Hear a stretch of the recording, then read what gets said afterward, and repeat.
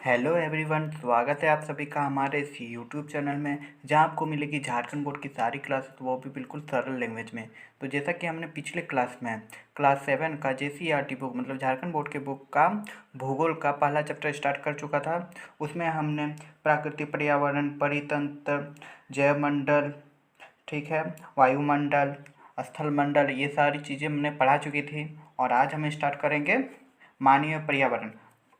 मानवीय पर्यावरण, ठीक है। हमने अभी क्लास 7 का मैथ का भी स्टार्ट कर चुका है। अगर आप देखना चाहते हैं तो प्ले लिस्ट में जाके देख सकते हैं, फिर यदि आपको मिल जाएगी। तो चलिए स्टार्ट करते हैं। तो इसमें कहा है मानवीय पर्यावरण। आखिर मानवीय पर्यावरण होता क्या है? तो मनुष्य आधुनिक ज्ञान और तकनीकी सहायता से पर्यावरण के साथ परस्पर क्रिया करता रहता है, ठीक है। मनुष्य जो होता है सबसे बुद्धिमान जानवर होता है, ठीक ना, बुद्धिमान जीव होता है जो को। तो वह अपना ज्ञान के कारण कुछ ना कुछ परिवर्तित करते रहता है, कुछ ना कुछ नया चीज खोजते रहता है। तो किसी क्रिया द्वारा उसने उसमें अपनी आवश्यकता के अनुसार संशोधन तथा परिवर्तन करता रहता है। इस संशोधन द्वारा मानव उसे अपनी आवश्यकता के अनुरूप बना लेता है। इसे मानवीय पर्यावरण कहते हैं, ठीक है। मतलब क्या समझ में आया? चलिए फिर से एक बार पढ़ लेते हैं। मनुष्य आधुनिक ज्ञान, ठीक है, तथा तकनीकी की सहायता से अपने पर्यावरण के साथ परस्पर क्रिया करता रहता है। मतलब उसमें कुछ एक्सपेरिमेंट करते रहता है ताकि वह परिवर्तित हो जाता है। इस क्रिया के द्वारा उसमें उसकी आवश्यकता के अनुसार संशोधन और परिवर्तन करता रहता है। इस शोधन द्वारा मनुष्य उसे अपनी आवश्यकता के अनुरूप बना लेता है, जिसे मानवीय पर्यावरण कहते हैं। अब देखते हैं उदाहरण से ये समझ में आ जाएगा आसान से। तो उदाहरण के लिए वह भूमि जो जोत कर खेती करता था, जंगल को साफ करता है, ठीक ना। जो हम लोगों को खेती करने के लिए भूमि की आवश्यकता होती है, तो हम क्या करते हैं? जंगल को साफ करते हैं, और जंगल को साफ करके ही हमें खेती के लिए ज़मीन मिलती है। उसी तरह जंगल को साफ करके, तो जंगल को साफ करता है, सड़कें, नहर, रेलगाड़ी, हवाई पट्टी आदि बनता है, ठीक है। जंगल को साफ करके ये सारा चीज़ बनाया जाता है खाली स्थान पे, ठीक ना। इस प्रकार क्या करता है? मानव अपनी आवश्यकता के लिए इस पर्यावरण को बदल दिया, ठीक ना, नया चीज़ बना दिया। इस प्रकार मानवीय प्राकृतिक संसाधनों का विभिन्न प्रकार का दोहन कर, मतलब वो उसका संशोधन कर या शोषण कर या दोहन कर अपनी आवश्यकता की पूर्ति करता है, ठीक ना। समझ में आ गया? मानवीय पर्यावरण, मानव जो अपनी आवश्यकता के लिए जो जो काम करता है, जिससे पर्यावरण में परिवर्तित आ जाता है, ठीक ना, उसी को कहते हैं मानवीय पर्यावरण। तो देखो जानने योग्य बात, जैसे यहाँ पे एक बगीचा है, मानव निर्मित पर्यावरण। क्या है? बगीचा। यहाँ पे दिया है, देखो बगीचा है, मानव निर्मित बगीचा। तो ये क्या क्या बगीचा बना दिया गया, तो मानव निर्मित पर्यावरण ये हुआ। उसी तरह मानवीय पर्यावरण देखो चित्र में, इस तरह बिल्डिंग उल्डिंग जो दिखा हुआ है, ये अपनी आवश्यकता के लिए घर बना दिया। तो यहाँ पहले जंगल हुआ करता था। तो चलिए जानने योग्य बात, कुछ जानने योग्य बात भी है। पर्यावरण दिवस के बारे में शायद बताया होगा। देखो पर्यावरण पर स्टॉकहोम सम्मेलन सन 1972 ईस्वी, ये जानने योग्य बात है, ठीक ना। क्या क्या हुआ था? 1972 ईस्वी में स्वीडन के स्टॉकहोम शहर में 5 जून को, ठीक है, याद रखना ये 5 जून 1972 में प्रारंभ होकर 16 जून 1972 में समाप्त हो गया। इसीलिए प्रत्येक वर्ष 5 जून को विश्व पर्यावरण दिवस मनाया जाता है। तो ये तिथि याद रखना, ठीक ना। कब मनाया जाता है पर्यावरण दिवस? तो 5 जून को विश्व पर्यावरण दिवस मनाया जाता है 5 जून को, ठीक है। तो यहाँ पे एक सारणी दिया गया परितंत्र का। तो परितंत्र में क्या आता है? मानवीय निर्मित परितंत्र और एक प्राकृतिक परितंत्र। मानवीय निर्मित परितंत्र में अभी हम लोग देखें क्या क्या हो जाता है। बगीचा हो सकता है, ठीक है, जंगल को काट के जो खेती के लिए जमीन बनाया जाता है, सड़कें बनाया जाता है, नहरें बनाया जाता है, ये सब सारे मानव निर्मित पर्यावरण है। और प्राकृतिक पर्यावरण में कौन कौन आता है? परितंत्र में कौन कौन आता है? जलीय परितंत्र और भौतिक परितंत्र। और जलीय परितंत्र में एक बड़ा जलीय परितंत्र होता है, एक छोटा जलीय परितंत्र। छोटा जलीय परितंत्र में नदी, तालाब यहाँ पे दिख नहीं रहा है। और बड़ा परितंत्र में आ गया समुद्र, ठीक है, महासमुद्र, सागर, ये सारा। और भौमिक परितंत्र में किसको कहेंगे? भौगोलिक में, ठीक ना, जहाँ पे जमीन आए। जैसे क्या है यहाँ पे देखो रेगिस्तान लिखा हुआ है, दिख रहा है, मैदान, घास का मैदान जो आ जाता है, जंगल आ जाता है, ठीक है, इसे वो बोलते हैं भौमिक परितंत्र, ठीक है। अब देखते हैं यहाँ पे क्या आवश्यकता की पूर्ति करता है और एक मानव निर्मित मानवीय पर्यावरण को जन्म देता है। इस प्रकार मानव के पर्यावरण के उपयोग और उसके परिवर्तन करने की कई तरीके सीख लिए हैं, ठीक ना। मानव ने बहुत सारे तरीके सीख लिए अपने अपने आवश्यकता अनुसार पर्यावरण को परिवर्तन करके, ठीक ना, अपना आराम के लिए, ठीक ना, कुछ भी बनाया जाता है अपने आराम के लिए, ठीक है। तो अब देखते हैं पर्यावरण प्रदूषण, ठीक ना, बहुत जरूरी है। पर्यावरण प्रदूषण हम जैसे स्टूडेंट के लिए, आप जैसे स्टूडेंट के लिए, हमारे जैसे सबके लिए बहुत जरूरी है। तो चलिए जानते हैं। मनुष्य के विभिन्न क्रियाकलापों के कारण पर्यावरण में आंशिक तत्व मिश्रित हो जाते हैं तथा इसे प्रदूषित करते हैं। प्रदूषण प्राकृतिक पर्यावरण को दूषित करता है और हमारे सामान्य जीवन को प्रभावित करता है। किसी भी प्रकार का प्रदूषण हमारे प्राकृतिक वातावरण और परितंत्र को अस्थिरता और असामान्य जीवन में असुविधा उत्पन्न करता है। यह प्राकृतिक व्यवस्था को अव्यवस्थित कर देता है और प्राकृतिक में संतुलन को बिगाड़ देता है, ठीक है। तो ठीक है, पर्यावरण प्रदूषण हम लोग अपने आवश्यकता के अनुसार हम लोग अपना घर बना लिया, लेकिन वहाँ पेड़ तो काट दिए। तो पेड़, फिर वो जो पेड़ काटा गया तो उसे फिर नहीं लगाया गया। जितना पेड़ काटे हैं उस घर को बनाने के लिए उतना पेड़ लगा देना चाहिए। अगर नहीं लगा दिया तो असंतुलन पैदा होगा ही। तो चलिए यहाँ पे जानने योग्य बात है, क्या है, एक चिपको आंदोलन हुआ था। चिपको आंदोलन, ये भी जान लेते हैं चिपको आंदोलन क्या है, हिस्ट्री का चीज़ है। यह आंदोलन पर्यावरण बचाने के लिए उठाया गया था, एक बहुत महत्वपूर्ण कदम है। इसकी शुरुआत सुंदरलाल बहुगुण, ठीक ना, के नेतृत्व में उत्तराखंड में टहरी, ठीक है, टहरी गांव है, टहरी गढ़वाल जिले में हुई। इस आंदोलन में ग्रामीणों लोगों ने क्या किया, पेड़ों की कटाई को बचाने के लिए चिपको आंदोलन का आरंभ किया। चिपको आंदोलन में क्या होता था, वो पेड़ के साथ चिपक जाता था, मतलब कटाई होने वाले क्षेत्रों में जाकर पेड़ के चारों तरफ चिपक जाते थे, ठीक है, मतलब पेड़ पे चिपक जाते थे ताकि पेड़ को ना काटे। अच्छा आंदोलन था पेड़ को बचाने के लिए। जहाँ जरूरत ना वहाँ काटेगा तो फिर इस तरह का आंदोलन बहुत जरूरी है। पर्यावरण प्रदूषण के कारण, अब जानते हैं पर्यावरण प्रदूषण के क्या क्या कारण हो सकते हैं, ठीक है। प्रदूषण, ठीक है, प्रदूषण में पर्यावरण के सभी घटक प्रभावित होते हैं, ठीक है। प्रदूषण में पर्यावरण के सभी घटक प्रभावित होते हैं, सारी चीज़। पर्यावरण हम लोग अभी बताएं, एक होता है मानव निर्मित और एक होता है नेचुरल, ठीक ना। तो प्रदूषण के विभिन्न प्रकार हैं, वायु प्रदूषण, जल मिट्टी प्रदूषण आदि, ठीक ना, ये तो हम लोग पढ़ते ही हैं, जानते ही हैं। तो चलिए अब अगला क्या है देखते हैं। तो वायु प्रदूषण के बहुत सारे कारण होते हैं। तो वायु में अधिक मात्रा में कार्बन डाइऑक्साइड, तो जैसा कि हमने पिछली क्लास में, ठीक है, पिछले क्लास में बताया था, वायुमंडल में सबसे ज़्यादा गैस क्या पाया जाता है, नाइट्रोजन पाया जाता है 78% और ऑक्सीजन पाया जाता है 21%, ठीक है, और कार्बन डाइऑक्साइड पाया जाता है 0.003%। तो बस कार्बन डाइऑक्साइड की मात्रा अभी 0.003% है और वह धीरे धीरे बढ़ रहा है। कार्बन डाइऑक्साइड सबसे जहरीली गैस है, स्वास्थ्य के लिए बहुत हानिकारक होती है, ठीक है ना, इसलिए हमें इसे नहीं करना चाहिए। कहीं पे भी किया जाए, चाहे इंडिया में किया जाए या फिर विदेश में भी किया जाए, यदि प्लॉटिंग या फिर कोई भी ऐसा चीज़ जो जलाया जाता है वो तो वातावरण में ही ना आता है, वो चीज़ घूमते रहता है आसमान में, ठीक ना, कभी एक जगह से दूसरी जगह जाते रहता है, इसलिए हमें उसे रोकना चाहिए। तो वायु में अधिक मात्रा में कार्बन डाइऑक्साइड और कार्बन मोनोऑक्साइड, ठीक ना, ये दोनों गैस का रूप है कि मात्रा बढ़ना जो कारखाने घरेलू ईंधन से निकलने वाले धुएं में होता है, ठीक है। और वायु में सल्फर डाइऑक्साइड, ये भी एक गैस है, नाइट्रोजन डाइऑक्साइड का उपस्थित होना और पेट्रोलियम पदार्थ मोटर गाड़ियाँ इत्यादि से निकलने वाले धुएं से होता है, ठीक है। इतना दो कारण यहाँ पे बताया गया है बहुत सारा। और जल प्रदूषण के कारण जानते हैं, विभिन्न उद्योगों व कारखानों के द्वारा जहरीली रसायनों का स्रवण, कृषि और कीटनाशक का प्रयोग, मिट्टी में कचरे और कुप्रबंधन आदि जल प्रदूषण का कारण है, ठीक ना। किसी भी चीज़ को हम लोग देखते हैं, मतलब जल कारखाना जितना भी बनता है वो लोग क्या करता है, जो अपना वेस्ट पदार्थ होता है, वेस्ट केमिकल होता है, वो लोग जाके सब समुद्र में गिरा देता है या फिर नदी में गिरा देता है, ठीक ना, उसका सही निपटारा नहीं करता है, जिसके कारण जल में गिराने पे जल प्रदूषण होता है, ठीक है। और कीटनाशक का ज़्यादा उपयोग करने से भी होता है। और यहाँ पे क्या है, भूमि प्रदूषण के कारण जहाँ पे बताया गया है, विभिन्न प्रदूषण अधिक मात्रा में जहरीली कीटनाशक जो प्रयोग करते हैं कीट को मारने के लिए, रासायनिक उर्वरक का प्रयोग करने से होता है, ठीक है।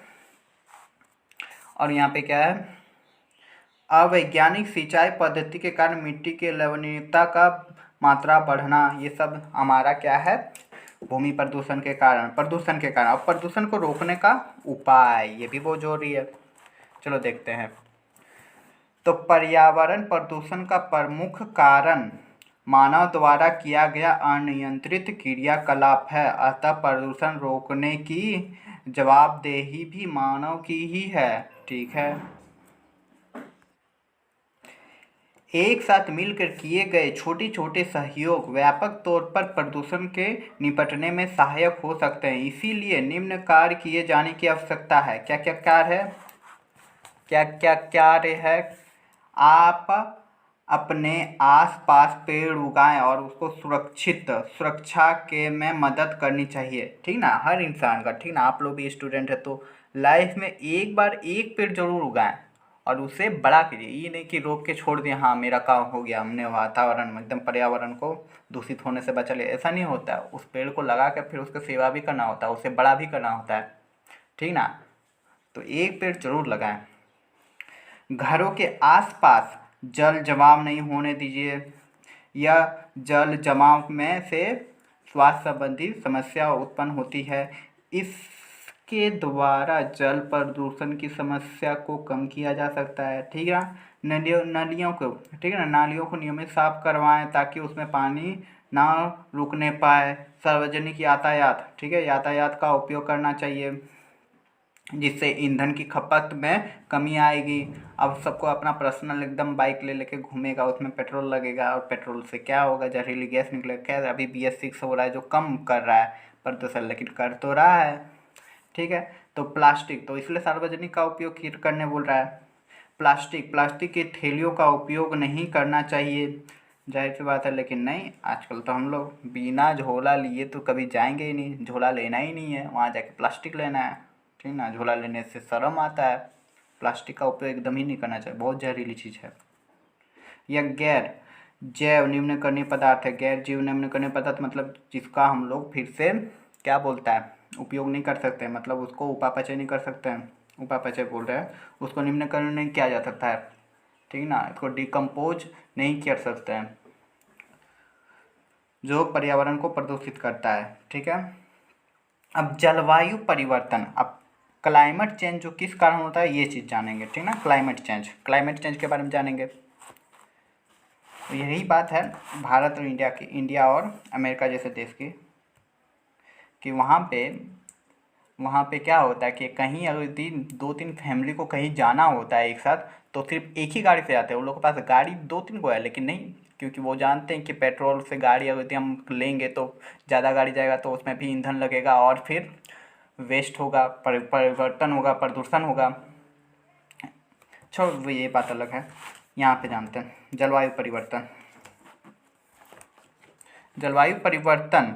जलवायु परिवर्तन का प्रमाण प्राचीन समय से मिलता रहा है। ठीक ना, जलवायु परिवर्तन का प्रमाण प्राचीन समय से मिलता रहा है। हाल ही के वर्षों में घटित घटनाएं जिसमें बाढ़, सूखा, तूफान आदि शामिल है, जलवायु परिवर्तन का परिणाम है। ठीक ना, जलवायु परिवर्तन के कारण पृथ्वी का तापमान में वृद्धि हो रही है। इस तापमान वृद्धि को भूमंडलीय ऊष्मन, ग्लोबल वार्मिंग कहा जाता है। ठीक ना, जो तापमान वृद्धि हो रही है उसको भूमंडलीय ऊष्मन मतलब ग्लोबल वार्मिंग कहा जाता है।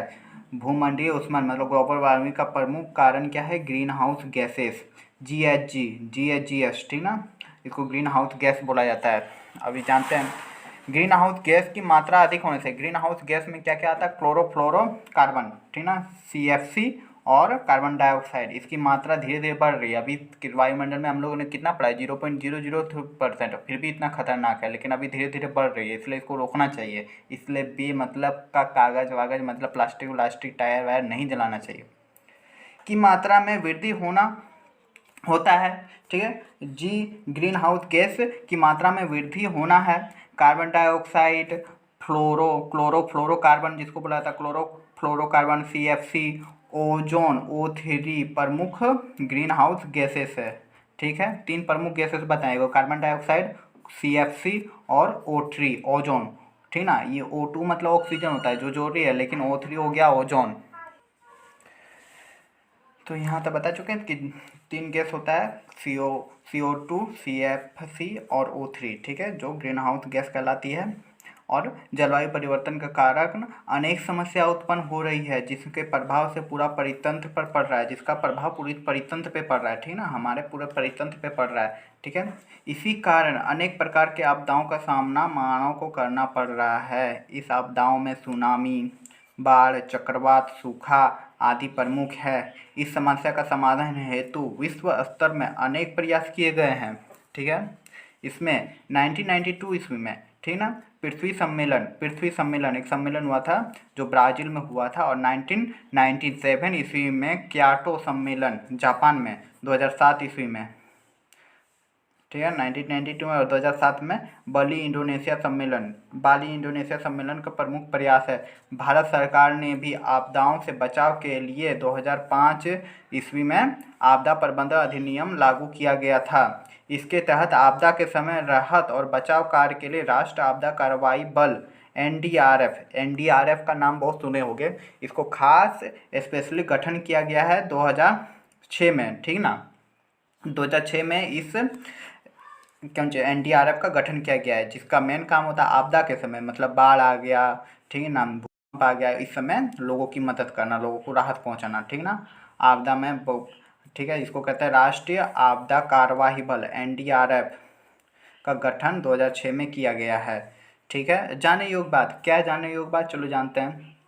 यहाँ पे है वैसी गैसें जो तापमान को अवशोषित करती है ग्रीन हाउस गैसेस कहलाती है, ठीक ना, जो गैस तापमान को अवशोषण अपने अंदर खींच लेता है, ठीक ना, अवशोषित करती है, अपने अंदर खींच के गैस वातावरण को, मतलब वही गैस जो अपने अंदर खींच लेता है, जैसे यदि ऑक्सीजन मतलब हवा लेते हैं, सांस लेते हैं हम लोग हवा, ठीक ना, उसमें ऑक्सीजन, कार्बन डाइऑक्साइड, नाइट्रोजन सारे चीज़ रहते हैं, लेकिन अंदर हम लोग सिर्फ ऑक्सीजन को रखते हैं, बाकी सारे चीज़ को हम लोग निकाल देते हैं, और कार्बन और CO2 को ज़्यादा निकालते हैं, ठीक है। तो CO2 की मात्रा यदि बढ़ जाएगी इसी हवा में, तो बहुत CO2 की मात्रा बढ़ जाएगी, तो वह ऊष्मा को ज़्यादा अवशोषित करेंगे, तो क्या होगा, वो हवा गर्म हो जाएगी, ठीक ना, इसीलिए ग्रीन हाउस गैस हो जाएगी, ठीक ना।